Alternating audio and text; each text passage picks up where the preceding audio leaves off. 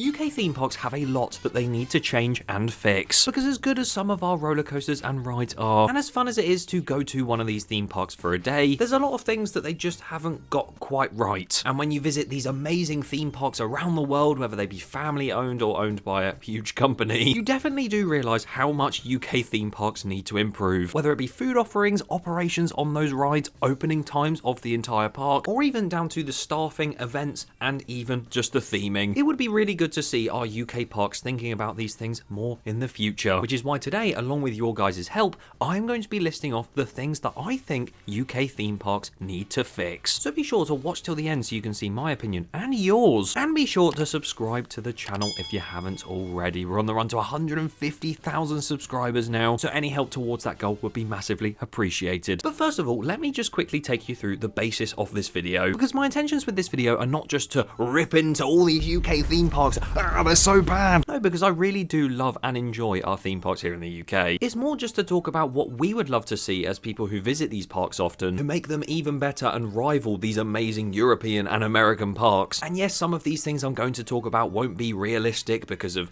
money being the main thing, but this is in a dream scenario, because I know all of these things will not happen like that with UK theme parks. We're just going to have to wait 5 years for Universal Studios UK to do it for us. So let's get into my picks for what UK theme parks need to fix. God, look at that rhyming right there.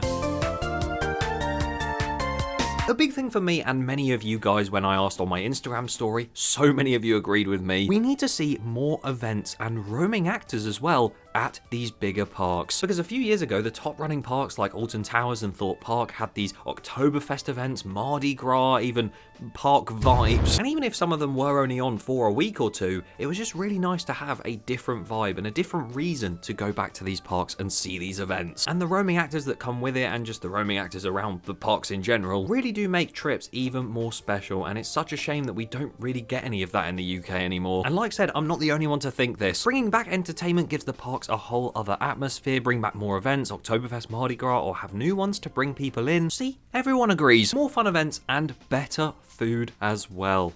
That's also a very good point.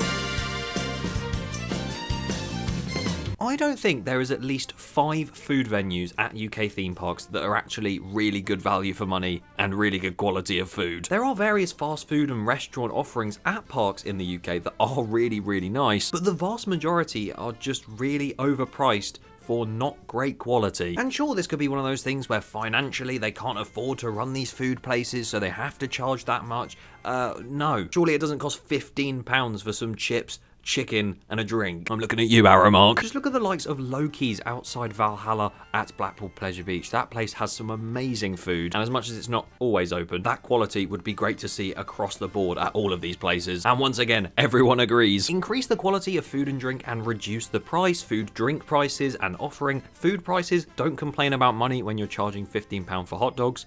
That's a very good point. Like, I'm aware that theme park food in general is just very expensive, but you just have to make sure you match the quality of the price that you're paying, and it doesn't seem like many places seem to do that yet. 1,000 likes and I will do a video where I open up my kitchen and make better theme park food for less cost. What a video that would be. And talking of opening the doors to my kitchen, let's talk about the parks opening their doors at very strange times. There are so many parks around the world, whether they be big or small, that have such good opening times. Obviously, the likes of Disney and Universal, I would try and compare them to the likes of the UK parks, but that would be an unfair comparison. They open from like 7 or 8 in the morning all the way until 10 PM or 11 PM at night. But even a lot of the parks in Europe still open from about 10 AM till 10 PM on summer days, and maybe like 10 till 7 on quieter days. Whereas our parks in the UK like to shut at about 4 PM when they've opened at about 10 AM. And sure, our parks in the UK do open later on those busier days, but their later times are only about 5 or 6 PM. They don't really pass 7 or 8 at all. I mean, shout out to Thorpe Park, who actually are opening from 10 till 7 this summer for most days that they are open.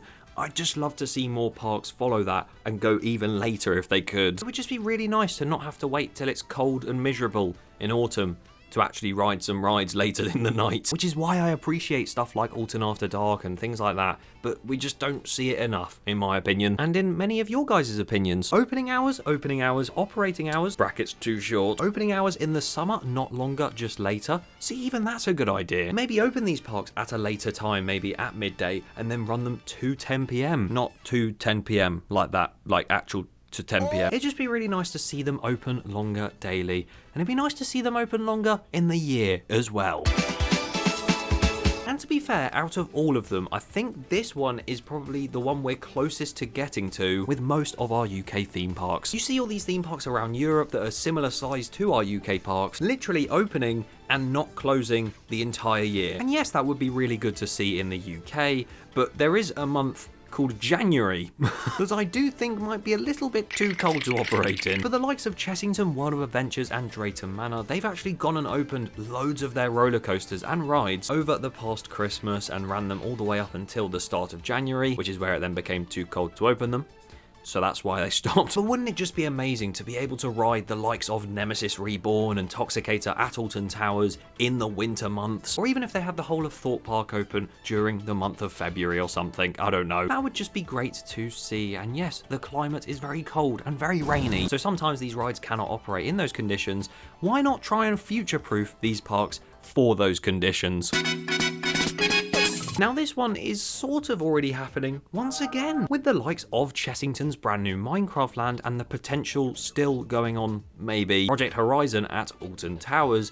I would just love to see more roller coasters being built, more rides being built indoors. We know Universal Studios UK, when they build that park, they're going to focus a lot on indoor attractions because, well, it chucks it down here a lot, so that'd be the smart thing to do with a brand new ground up park, one that's going to be open 365 days a year. It would just be nice to have a bigger roster of dark rides and indoor roller coasters or rides, make it easier and have more rides available when conditions do get a little bit bad. But forgetting the rain, the newer coasters that have been built, such as Mandrill Mayhem and Nemesis Reborn as well, they can actually operate in those colder climates, and they've shown that with Mandrill Mayhem, because it does operate in colder weather. But newer rides are getting those winter packs on them so they can operate in the winter. So just build more rides that can operate in the colder weather. That would be great. And build more rides that can actually operate and send out more people.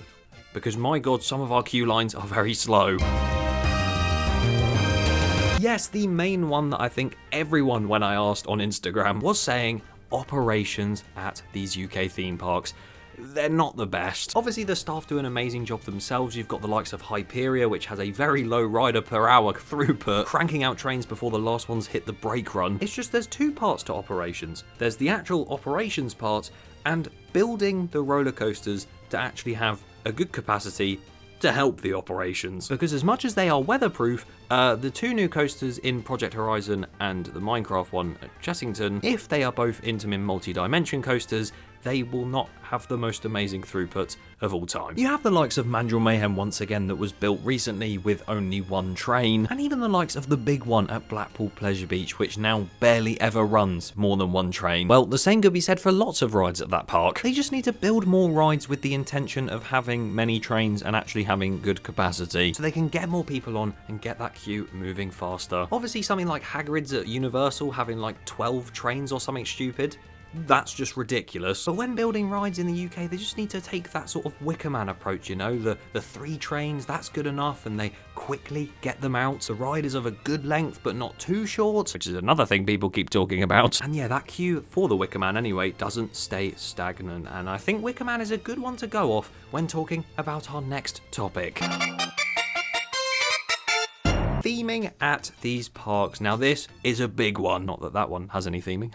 And yes, the UK is getting there. We have Blackpool Pleasure Beach even putting theming up for their new ride coming this year. Alton Towers obviously elevating things recently with Forbidden Valley, that entire refurb. And the one at the minute that's really stealing that spotlight, Paulton's Park, with first Lost Kingdom, then Tornado Springs, and now Valgard. Heck, Drayton Manor, that also has a Vikings land, did really well with Gold Rush's theming, but it's just really sad when you see some parks like Thorpe Park, for instance, that have already got theming on the likes of the Swarm that looks absolutely incredible, and then now they go and build Hyperia, which has nothing underneath it other than mud. Obviously, that's a big thing with budget because they can't really put that big of a coaster and theme it insanely well within the budget that they have, but it would just be really nice to see a little bit more theming here and there on our UK roller coasters and rides. But those are my ideas for what UK theme parks need to fix. Let's go over to some of you guys. The reluctance to invest in immersive dark ride technology and theming. We sort of already covered this, but none of our dark rides in the UK are really modern. It'd be nice to see something a bit more immersive and new. We need more covered queue lines. That is actually a really good point, because not only do we get a lot of rain that we need to be covered from, but when it's extremely sunny and you're in some of the queue lines that we have here in the UK, oh, it's awful. We need a Greg's Sausage Roll, the ride. Hang on, let me rename the video to things UK theme parks need to build right now. Longer ride layouts. Most of the current rides are way too short. That is also very true. It seems like the UK just loves a short roller coaster or ride. I mean, you see in Europe so many coasters that are like triple the length of our ones, and they have so much more to them other than that as well. It would be lovely to see a little bit longer duration on our coasters. More front row queues for rides like Hyperia. If that would work, that'd be great. I agree. I'm aware that front row queues sometimes do slow down the operation slightly, but I think having that option just makes people's day a lot better. They want to wait for the front, they wait for the front. More Vekoma SLCs. Let me just rename the video again to things UK theme parks should never do. More single rider queues. We've actually seen that a lot more in recent years, but still, there are not enough of them around at our parks. Prices? Just simply that. The parks we have here are nowhere near the standard of some of those in Europe, and we have to pay more to get in to our UK parks. Yeah, it's not great. And finally, not leave us waiting years and years for brand new coasters. Again, that is a big thing with budget, and that sort of goes for anything in this video, but the sizable gaps between coaster investments at our UK theme parks, it has been pretty big. So to see more consistent years with coasters would be lovely. Can we please have a 2024 or 1994 part 3? Although that probably won't happen until 2044 now. What do you guys think to all of these changes that I believe UK theme parks need to fix? Leave your thoughts in the comments down below, and if you enjoyed this video, then I might do separate ones of these for each individual UK theme park. But yes, subscribe so you don't miss that in the future, and all of my other content, and a very big thank you for watching.